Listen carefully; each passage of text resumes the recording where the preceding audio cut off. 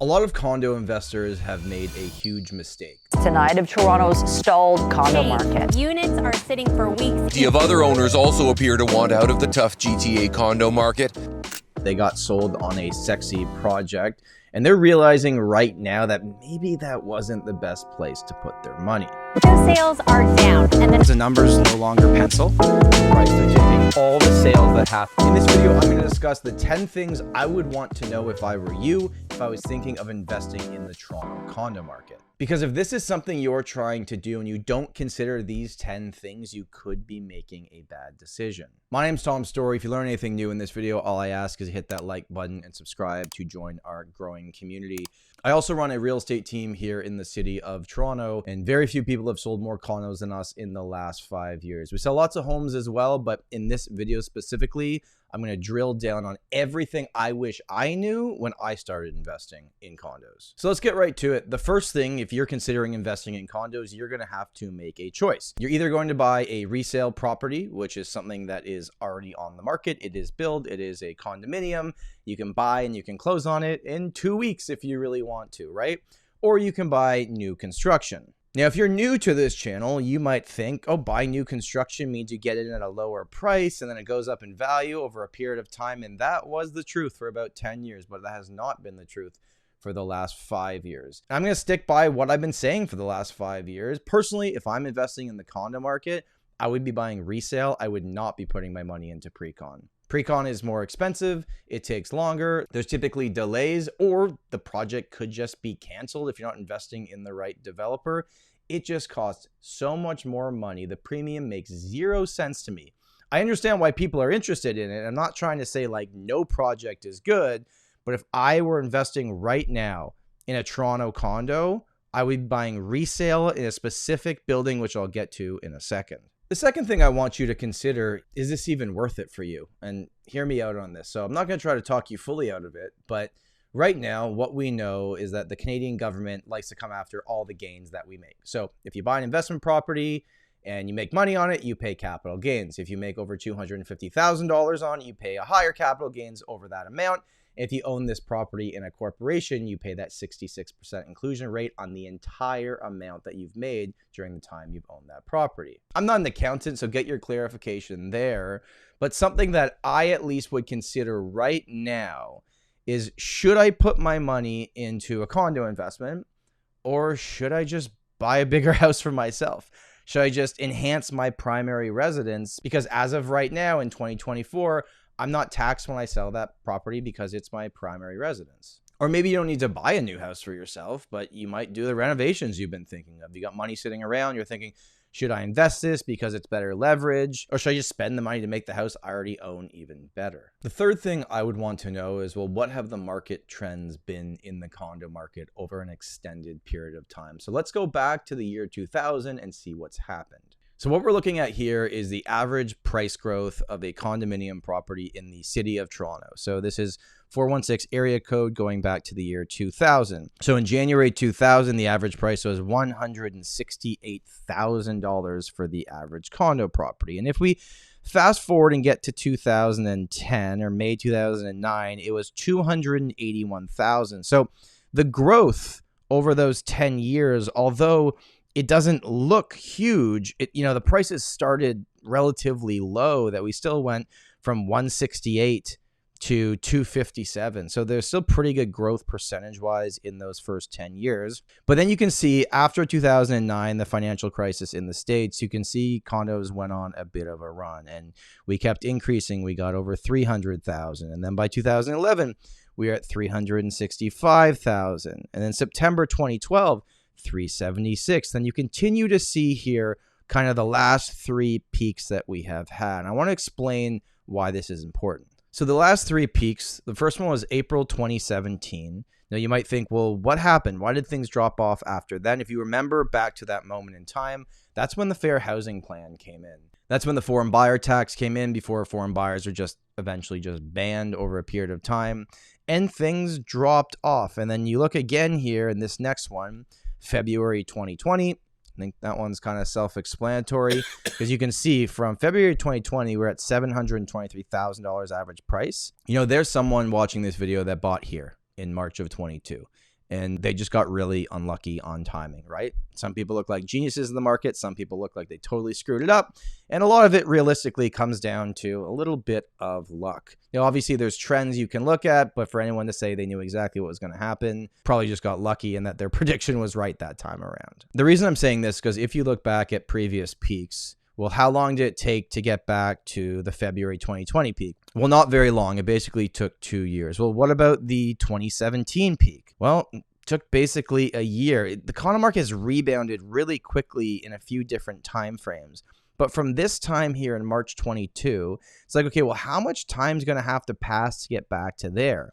If you go to today, we're at 748,000 versus 831,000. So, yeah, that's not actually a ton of money. And I do think, and I've talked about this in previous videos, that long term, if you look at where the condo market's going to eventually go here, we're feeling pain in this zone right now, and it makes sense. A lot of investors that are hurting with mortgage rates, but in a downward trending mortgage environment, I think things will eventually get better because that price gap is so big. Next up, we have to talk about the down payment needed to buy an investment property. So minimum, if you're buying an investment property in Canada, let alone just Toronto, you have to put 20% down payment, right? So that is a mortgage that is uninsured. That's the minimum that you have to put down. And the reason why I'm talking about this, other than the fact that you just need to know it, is because there's a lot of people that are in rent control right now that have decided that they're not going to buy maybe in the market they live in, but they're going to invest in another market. And this could be outside Toronto, obviously. And they might have the down payment required as a first-time home buyer further south.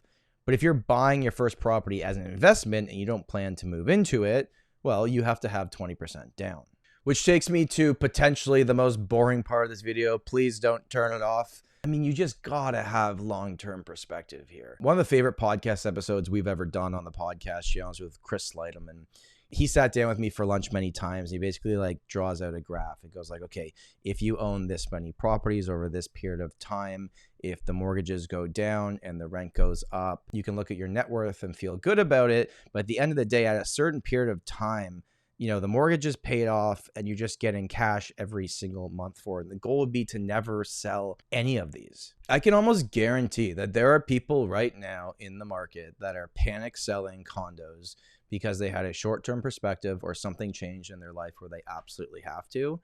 And when you look back, and I'm not even saying it's going to be 5 years, but when you look back, maybe 10 years, they're going to be like, damn, should have found a way to keep that. And that's a conversation I'm having with a lot of people right now. But that's what kind of made me think I needed to make this video, is that there are opportunities right now in the market if you have the right long-term mindset to get in.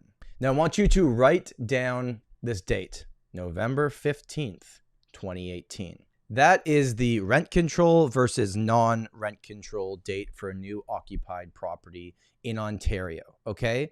So if the condo building you are buying in was built after that date, it is currently, as of me making this video, not under rent control. But anything built before that date is under rent control. And the 2025 guidelines from Ontario are 2.5% maximum increase. If I was someone looking to invest in the condo market this year, I would personally have a preference to buy in a building that is not under rent control if I'm simply looking at this from a numbers perspective. And now we have to discuss something that could be a little bit scary to a few potential condo investors, is that you need to understand how the landlord and tenant board works. It's no secret that there's major delays. If you look at how the actual rules are written, they very much favor the tenant. You cannot just kick a tenant out of a property because you want to sell it. You can't. You have to sell it first and the new owner has to move into it.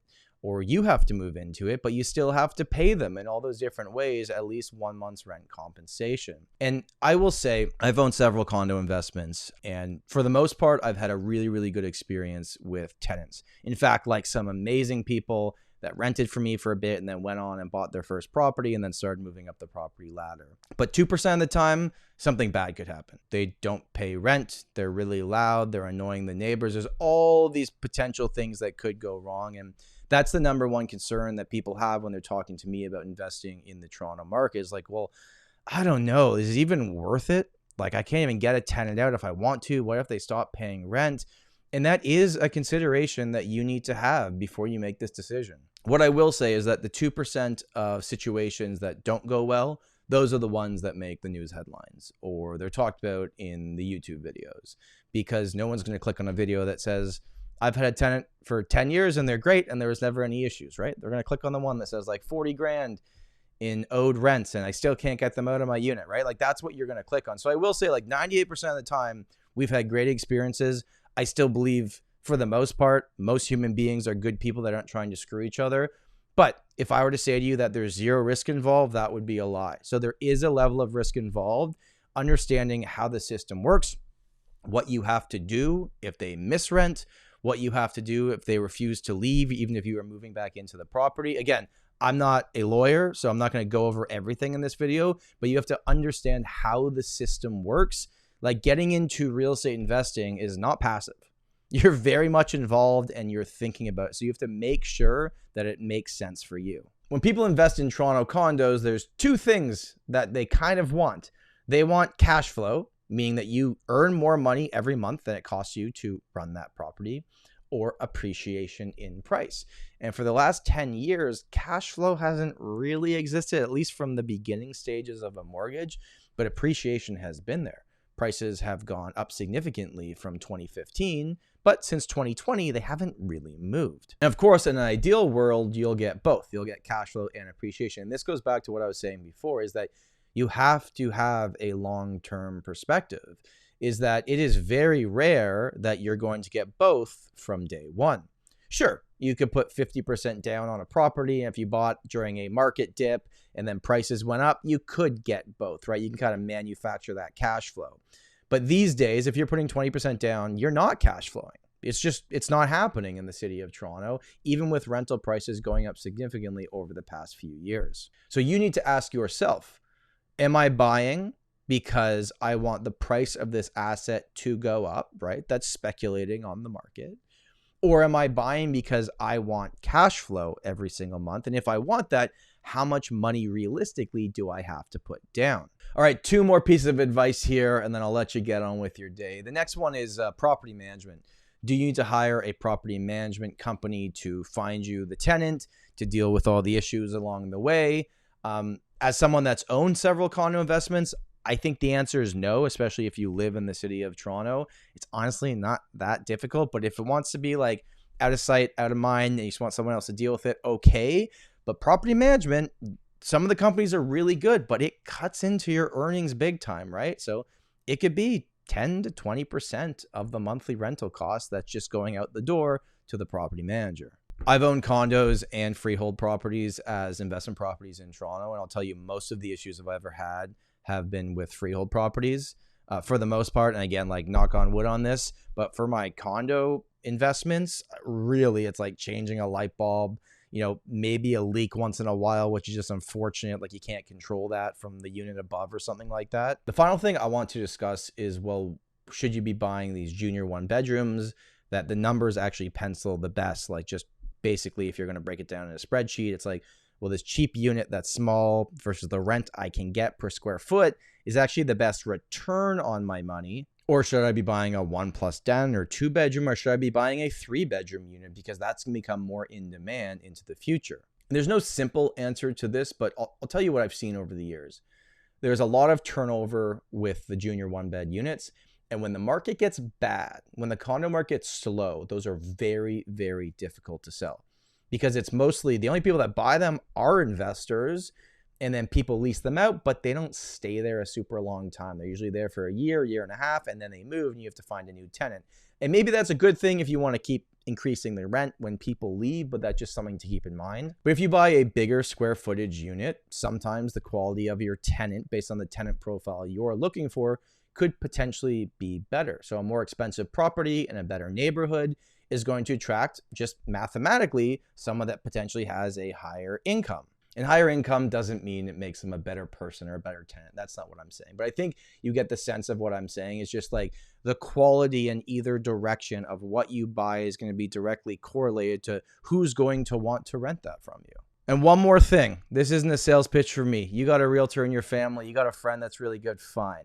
But here's what I'll say. You need to hire somebody that knows what they are doing in the condo market, okay? It's not because I can price a property better than someone that's from another market that's coming into Toronto. It's because I can tell you which buildings are a complete waste of time and stuff that like I can't publicly say on this platform because I've done that before and I get in trouble. But it's like, I can tell you, like, don't waste your time with this one. This is the top buildings I would focus on in these specific areas. And here is why. I have a bunch of clients that have lived in all these buildings. I have lived in a few of them as well. I can actually give you real examples. If you're just getting the advice based on like price per square foot and the last comparable sale, fine. Sometimes you'll be totally fine in a good market, whatever. But I know that we can save people a lot of money and headaches by just focusing on the stuff that I would actually invest in if it were my money. Hopefully you enjoyed that video. If you have any questions, make sure to put them in the comments below. My name is Tom Storey, and remember, home is where your story begins.